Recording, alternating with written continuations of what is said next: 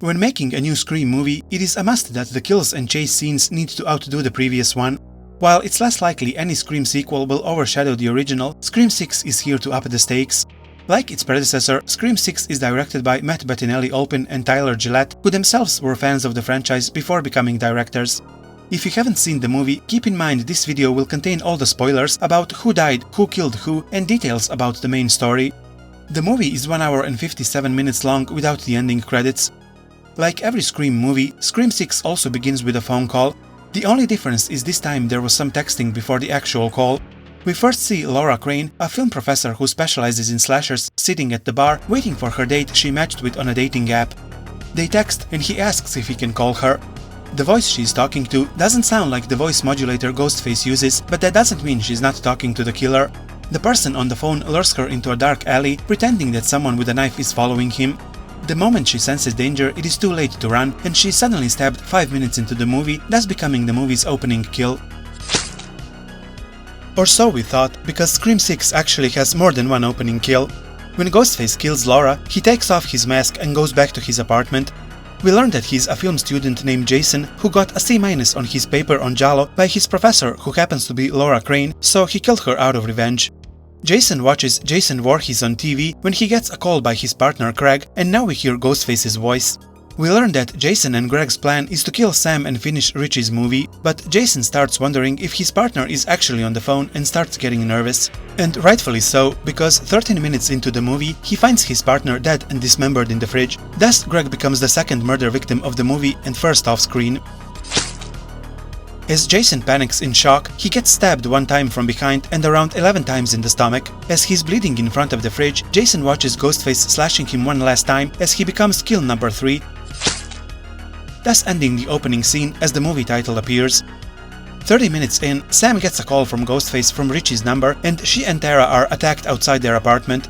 They are headed to the police station to give a statement because they knew Jason, and Sam's ID was found on the scene. Tara hits Ghostface, and the sisters run into a store to find shelter. Ghostface follows them into the store and is confronted by a customer who tries to help Sam and Tara.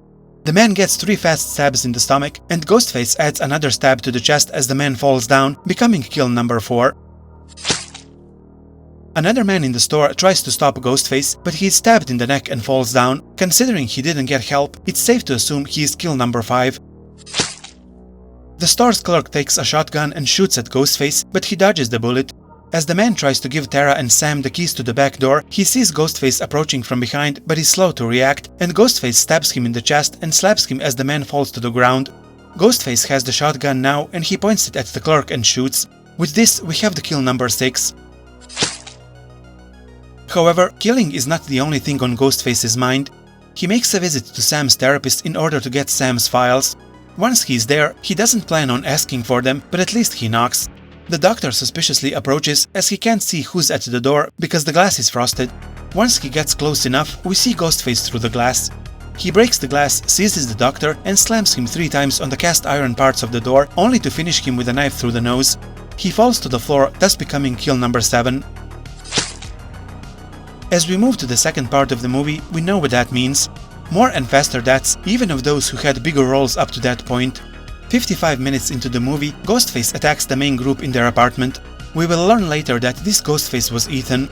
As he slowly moves towards Sam and Tara's roommate Quinn, his sister, he hears her boyfriend in the bathroom taking a shower. He stabs him a lot of times, as there is a bloody mess all around the bathtub, becoming kill number 8. One person in the apartment fakes being killed by Ghostface, the roommate Quinn, who ends up being one of the killers in the end. Ghostface cuts Mindy, proceeding to stab her girlfriend Annika in the stomach and twists the knife. She manages to escape, but her movements are slower and harder. All the knives in the apartment are taken by someone, making the defense of the victims harder, so running is the only option. A ladder connecting 2 apartments across a narrow alleyway is their only way out, until Ghostface gets to the ladder. By now, the only one left to get to the other building is Annika. As Ghostface starts shaking the ladder, she eventually falls, first hitting a trash can with her face and then the street, now bleeding not only from the wound in her stomach, but also from the head. Laying in the alley between buildings, Annika becomes kill number 9. The next kill is my least favorite one because it made no sense. We know that kills in the apartment were done by Ethan, and by the end of the movie, we find out the next kill is done by his sister Quinn. She kills Gale's muscular boyfriend Brooks, as the movie jokes that his muscles didn't help him. Well, the joke doesn't really justify how someone so petite as Quinn suddenly became so strong in these scenes, throwing a grown man through glass. After Gale's boyfriend becomes number 10, we get an excellent fight scene between Gale and Ghostface. Gale is cut and gets stabbed several times, making it look like she might get killed, but paramedics get to the scene and Gale tells Sam and Tara to tell Sydney he didn't get her. To great joy of everyone who loves her character, myself included, Gale doesn't become a number this time. As we get to Act 3, the killers are revealed to the public, unfortunately if I may add, because the movie was so good up to this point. I wish the mystery went on for longer, because Who Did It was my least favorite part of the movie. If you want to hear my full opinion on the movie, you can find my review on the channel. We also see Kirby wounded heavily, as the killers try to convince Sam and Tara that she's the killer, but she survives. After the killers finally finish their monologues for Sam and Tara, we get a good old action sequence.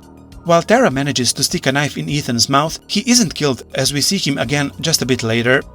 The next to be killed is Quinn, who was going after Sam. She gets a shot in the head, becoming kill number 11, and good riddance. The third killer, police officer Wayne and father of Quinn and Ethan, but also Richie, gets a phone call from Sam, who seems to have come to terms with her past and puts on a Ghostface costume. She approaches Wayne from behind and stabs him like a million times, more artistically than any Ghostface up until this point, for a total of 31 stabs. She removes the mask and stabs him one last time in the left eye. He becomes kill number 12. Tara and Sam are resting in the bloodbath theater when Ethan appears out of nowhere for one last scare. He goes for the kill when Kirby uses the TV that previously crushed Stu to death to kill Ethan, and he officially becomes the last kill number 13, at 1 hour and 54 minutes.